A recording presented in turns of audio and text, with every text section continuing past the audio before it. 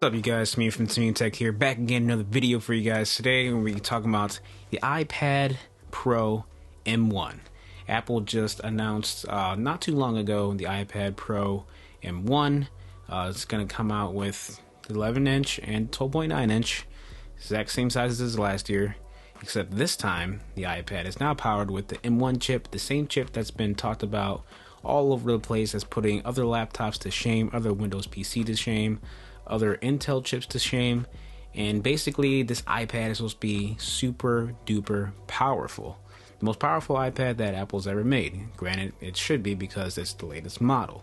Now there's a couple differences between the 2020 model and the new models, and some similarities as well, as you can tell by the look of the iPads. If you saw Apple's announcement, that they essentially look the same, and there's some minor differences, especially the 12.9-inch, that may differentiate from the other last year's model. So the main differences are the 12.9-inch is going to have XDR display with mini LED.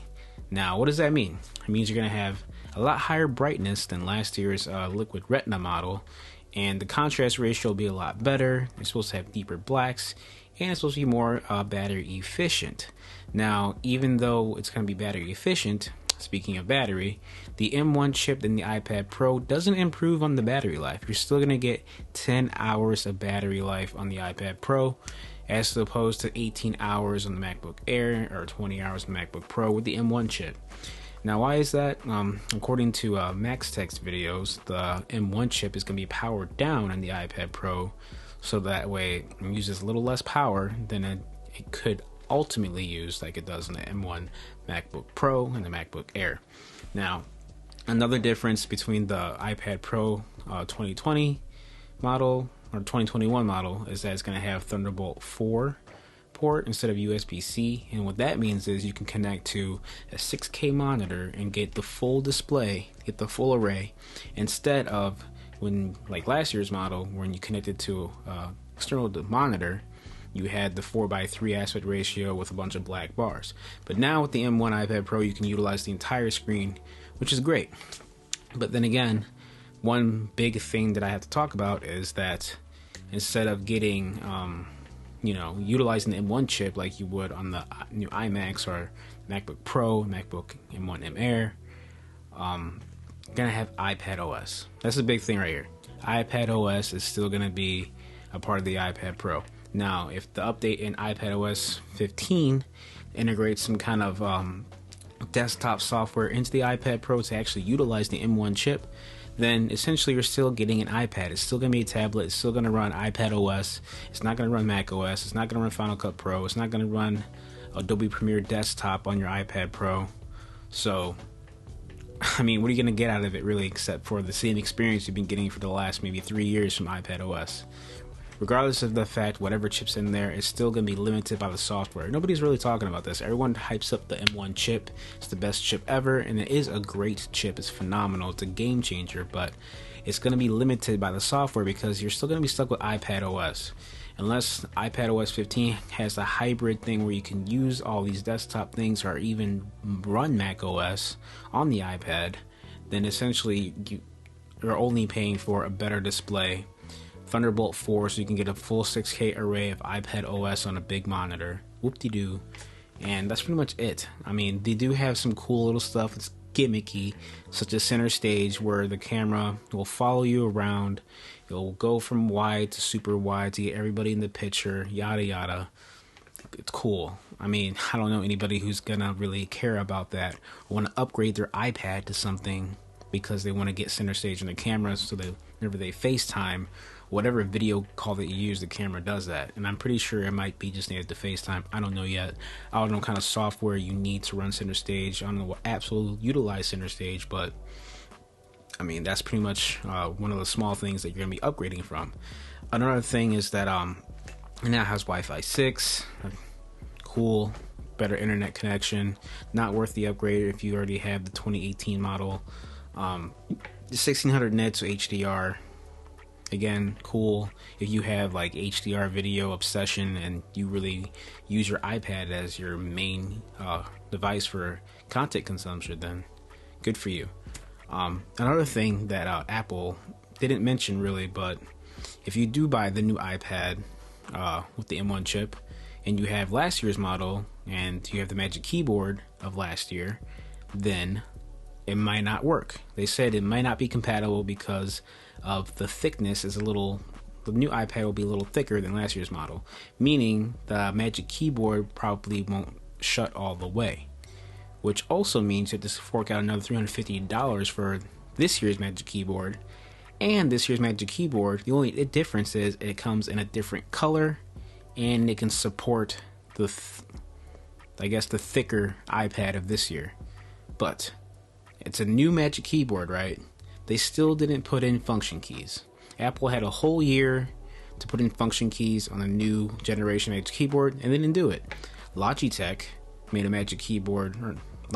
keyboard for the 11-inch, pretty much the same scissor mechanism, uses a smart connector, not Bluetooth, and it has function keys. But they didn't make that for the 12.9-inch because essentially Apple wants you to buy the expensive Magic Keyboard full size for the bigger iPad, which I can see happening for this year's model. Logitech might come out with a keyboard with the function keys for the 11-inch model, but not the 12-inch model, 12.9-inch model, which is a ripoff.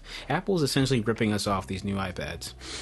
These new iPads, they're cool. They have an M1 chip, super powerful, but it's iPad OS. So essentially we are getting robbed when it comes to this new iPad Pro. It's kind of a scam, if you would say. Terry Warfield mentioned in his other video too. It feels like a scam. It feels you're getting robbed for your money because you have to get a new Magic Keyboard so you can close your iPad all the way, and all you're really getting is a better display and a cool little center stage thing and Wi-Fi 6 in the same tablet size, running the same software. So I mean, I don't know, man. And then get this. They mentioned 16 gigabytes of RAM. Okay, cool. You only get that with 1 terabyte, 2 terabyte models, and I don't know anybody that's using an iPad with 1 terabyte, 2 terabytes. Why do you need 1 to 2 terabytes for a tablet? Unless the iPad is your main working device and you do everything, run your YouTube channel, run your business, just everything on your iPad, I can see you getting the 1 terabyte, 2 terabyte, and utilizing that 16 gigabytes of RAM.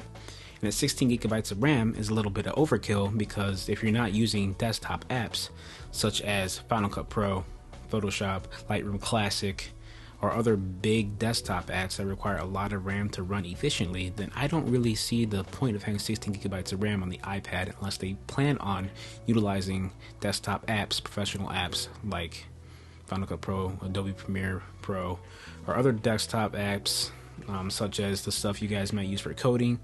I'm not sure what those coding apps are called or what that software is called, but there's some desktop apps that you can only use for coding for my coders out there. So, yeah, I mean, another thing that the iPad has added in is Smart HDR3. I don't know anybody that carries on their iPad actually taking pictures with it. Sure, you can scan documents, you can do all this other stuff with the cameras, but no one's going to be walking around the iPad taking selfies or out there taking landscape photos with their iPad. So, I mean, it's cool to have Smart HDR3, but no one's really going to use that. Then you have 1080p for the front-facing camera, no 4K. Obviously, who cares? Because no one's going to be walking around recording their face in 4K with a big tablet. So I'm ranting on about this, but the iPad Pro and with the M1 chip, I'm sure if you never had an iPad before, you never owned one, this will be a great opportunity to try an iPad and get the most out of it, because yes, the XDR display is going to look phenomenal. It's going to look amazing with the mini LED. I'm just hoping they bring the mini LED to the new MacBook Pro 14-inch model that's rumored to come out, and a 16-inch model. If they can put the mini LED on there, that would be amazing. It'd be phenomenal, and improve the speakers, get a better 1080p camera like they did in the iMacs. So all that would be amazing. So this video is basically talking about the iPad Pro. Should you get it? If you have last year's model, no. If you have model from 2 years ago, no. Unless you really care about an upgraded display, an upgraded camera specs, and that's pretty much it. So, hey man, you do you. If you want to upgrade, cool. There might be something in iPad OS 15 that might bring in those desktop apps. So we'll have to wait and see and find out. If you like this video, hit that like button, subscribe, hit that bell icon. Stay tuned for more. Until then, I'm out of here. Peace.